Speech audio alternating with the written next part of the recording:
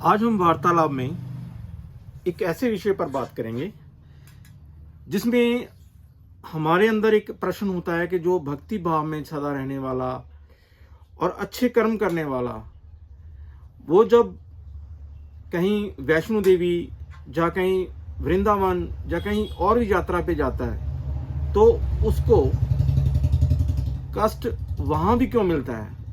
गाड़ी क्यों पलट जाती है? उसकी मृत्यु क्यों हो जाती है? या उसकी लात टूट जाती है, उसकी बाहें टूट जाती है? तो चलिए आज इस विषय पर स्वामी प्रेमानंद जी वृंदावन वालों से इस प्रश्न का जो है हम आंसर लेंगे। तो चलिए।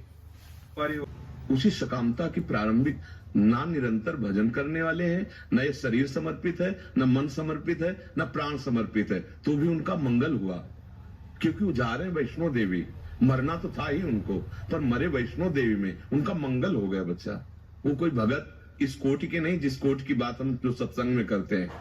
बाल बांका का मतलब अब उनका भी बाल बांका हुआ क्या? उनको यमदूत ले जाएंगे क्या? वो नरक जाएंगे क्या? क्योंकि उनका लक्ष्य था मां भगवती के दर्शन करने। इतने बड़े तपस्वी नहीं थे, इतने बड़े महात्मा नहीं थे, उन्होंने मनोनिग्रह नहीं किया था, लेकिन जो ये सब करने का फल मिलता है वो उनको मिल गया। शरीर तो छूटना ही था। शरीर की एक अवधि है। अगर 60 वर्ष की आयु है तो सेकंड नहीं बढ़ा पाओगे। सेकंड 60 वर्ष तक तुमने जितनी संपत्ति कमाई सब दे दो और 1 सेकंड श्वास बढ़वा लो, ऐसा सृष्टि में विधान नहीं है। ऐसी कीमती श्वासों को भगवान ने लगाया ही नहीं, पर फिर भी काम बन गया। बद्री नारायण गए, बस कंट्रोल बाहर हुई, सब के सब मर गए। कहां पहुंचे? भगवान। इसको निगेटिव के लेते हो, नकारात्मक सोच में के लेते हो। आप वृंदावन आए, आप रिक्शा में बैठे, रिक्शा पलट गया, हाथ टूट गया। अब आपको लगेगा कि मैं वृंदावन आया, भगवत मार्ग में कदम रखा, यार हमने यहाँ क्या पाप किया जो भैया हमारा हाथ टूट गया? हाँ, तुम्हारी गर्दन टूटनी थी, तुम्हारी नस नस टूटनी थी। अब एक हाथ टूट करके सब पूरा निपट गया। एक जो है, कई बार सुना चुके हैं सत्संग, जो अच्छे से सुनोगे तो उत्तर सब उसी में मिल जाएंगे। बाल्यावस्था से भजन में लगे हुए थे, तो यौवन अवस्था थी, बैरागी बनकर गंगा स्नान करने जा रहे थे कि 90 लोग उधर से, कोई भाला, कोई लाठी, कोई तलवार, उस समय ये चलती थी, वो घेर लिए उनको मारने के लिए। उनका भैया काट तो डालोगे, 90 लोग हो, हम अपने ठाकुर को स्नान करके चरणामृत पी ले, फिर मार डालना। स्नान किया, वो लोग रुके रहे, ठाकुर जी को स्नान किया, चरणामृत किया और भाव में हुए कि प्रभु हमसे इस जन्म में कोई गलती तो हुई नहीं, फिर मतलब इतना बड़ा दंड, 90 लोग हमें एक साथ मारेंगे। तो भगवान उनके भाव में प्रकट हुए, बोले देखो अब तुम हमारे पास आ रहे हो, तुमने 90 ऐसे बड़े भयंकर हिंसात्मक अपराध किए थे कि तुम्हारे 90 जन्म होते और एक एक करके तुम्हें 90 मारते। मेरे इसी जन्म के 10-20 वर्ष के भजन का प्रताप ये है कि 90 एक साथ मारेंगे, अब मारेंगे, बचोगे नहीं। अब पर तुम हमारे पास आ रहे हो और तुम्हें और कुछ नहीं हो। अनंत जन्मों का रजिस्टर नष्ट हो गया और सीधे भगवत प्राप्ति हुई। पर देखने में लगा कि 90 लोगों ने मिलकर भक्त की हिंसा कर दी। देखने में जो दृश्य, परिणाम परिणाम परिणाम देखा जाता है, उसी को कहा जाता है बाल बांका नहीं कर सकता। परिणाम को ऐसा संशय नहीं करना। वार्तालाप में सभी का एक और प्रश्न होता है कि कर्म करो, फल की इच्छा ना रखो। ये गीता में लिखा गया है, हम उसको आम सुनने में मिलता है। तो ये मन है, फिर भी इच्छा रखता है कि भी हमें कुछ ना कुछ मिले, प्रभु से, भगवान से मिले। तो चलिए इस प्रश्न का भी हम उत्तर स्वामी प्रेमानंद जी से लेते हैं। तो आइए। महाराज जी, गीता में कहा गया है कि कर्म करो और फल की इच्छा ना करो, परंतु बहुत प्रयास करने के बाद भी मन हमेशा फल हेतु प्रेरित करता है। देखो, अज्ञान की धरा में फलाशक्ति, सकामता, इसके बिना कुछ सोच ही नहीं सकता। जब अज्ञान की धरा होती है ना, तो मतलब चाहे लाख उपदेश सुनो या पढ़ो, रंग नहीं आएगा। जब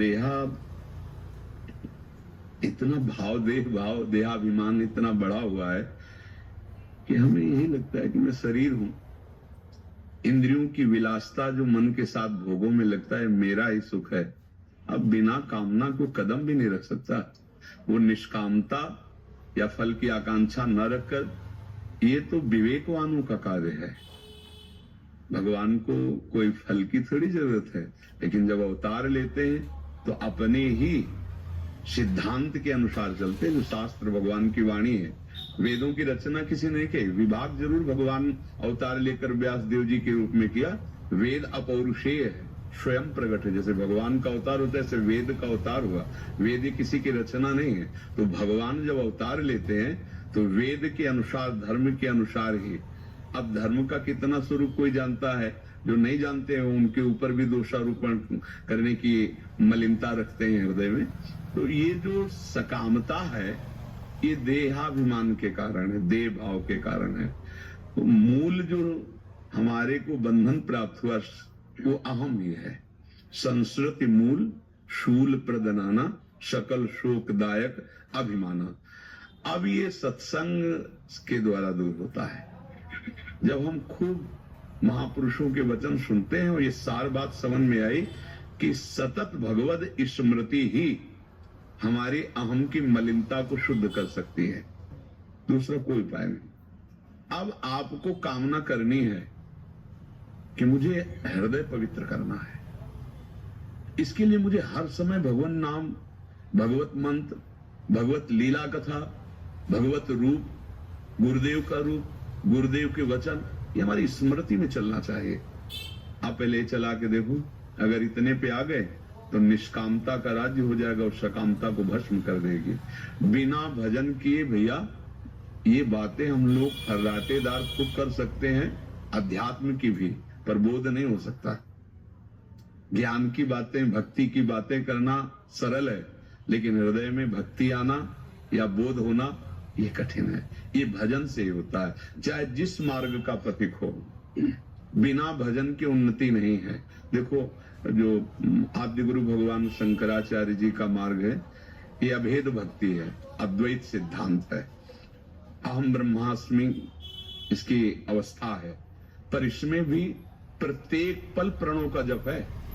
अगर प्रणव जप रहित हो, चिंतन रहित हो और जगत चिंतन हो रहा है तो स्थिति नहीं आएगी। स्थिति भोगों में ही रहेगी, देह में ही रहेगी, तो फिर बात तो बनी नहीं ना।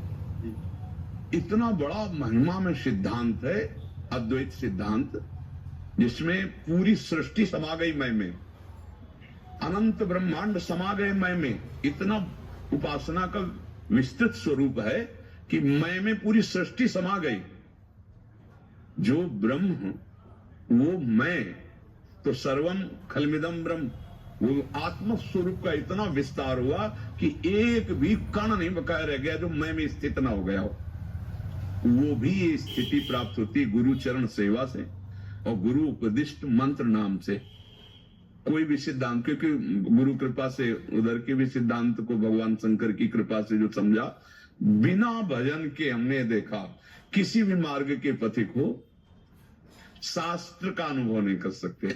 तो जो भगवान का उपदेश है कि आप कर्म करिए, फल की आकांक्षा अगर रखेंगे तो आप सिद्धांत पे नहीं चल पाएंगे। सुख दुखे समय कृत्वा लाभा लाभो जया जयो, ये कर्म योगी की स्थिति होती है। वो उसके फल में अगर आसक्त होगा तो स्थिति कैसे आएगी। तो इसीलिए हम कर्म और कर्म फल दोनों, हम कर्म फल तो नहीं त्याग पा रहे, तो आप क्या करें, बहुत सरल उपाय, कर्म और कर्म फल दोनों भगवान को दे देते हैं। अब वो हमें क्या देते हैं, ये हमें धैर्य पूर्वक देखना है। धैर्य पूर्वक, जैसे हम दही नहीं छोड़ सकते, पर हमारे रोग निवारण के लिए डॉक्टर वैद्य ने कहा दही छोड़ना ही है। आप ईमानदारी से उनसे कह दो कि सर हम दही नहीं छोड़ पाएंगे। अब वो दही में ऐसी औषधि मिला के देगा कि नुकसान नहीं करेगा। तो हम पहले कर्म, हम नहीं कर्म फल की आशा छोड़ पाते, तो हम रखें।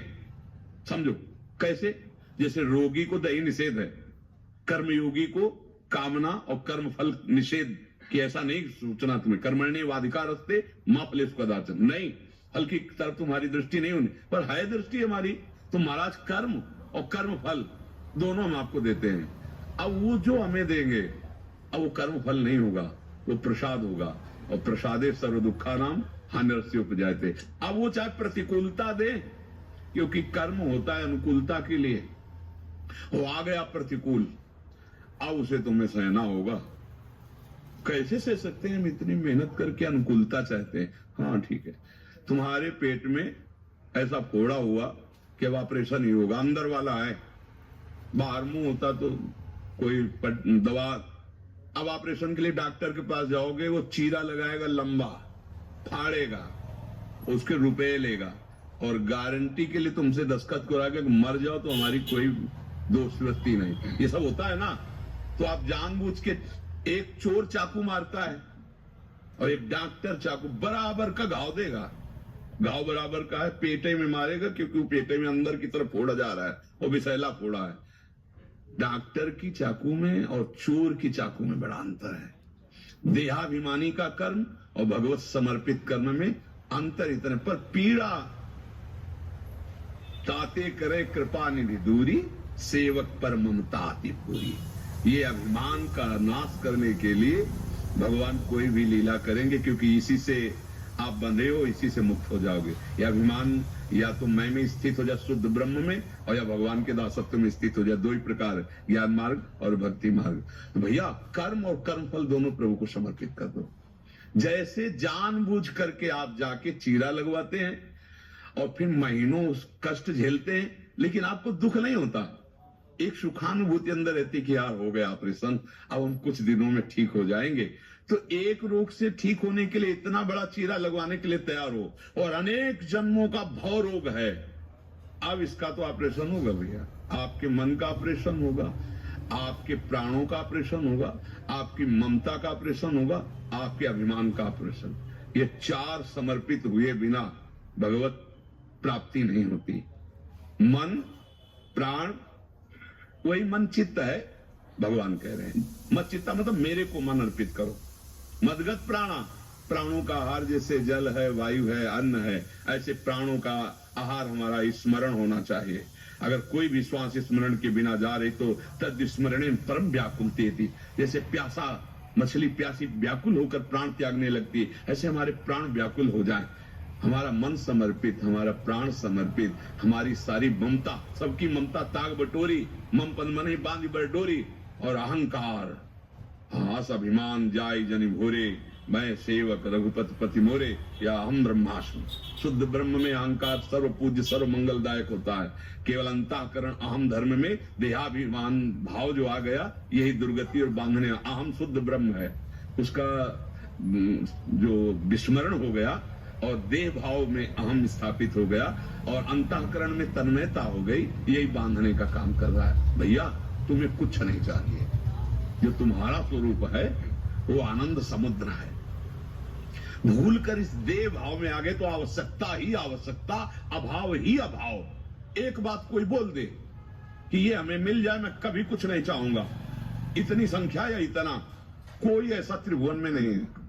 कोई ऐसा त्रिभुवन में एक बात बोलो ना, दूसरी नहीं, उसकी जोड़ कि ये और ये नहीं। एक बात बोलो कि अगर मुझे ये तुम दे दो तो आज के बाद ये हमारे हृदय से निकलेगा, अब कछु नाथ न चाहिए मोरी। पूरी सृष्टि में नजर दौड़ाओ, कुछ मिलेगा? नहीं, कुछ नहीं है, कुछ नहीं है जो ये कर सके कि अब कछु नाथ न चाहे, न सोचती न कांक्षती। आज से सोच बंद कर दूंगा, कोई चाह नहीं रखूंगा मुझे ये दे दो।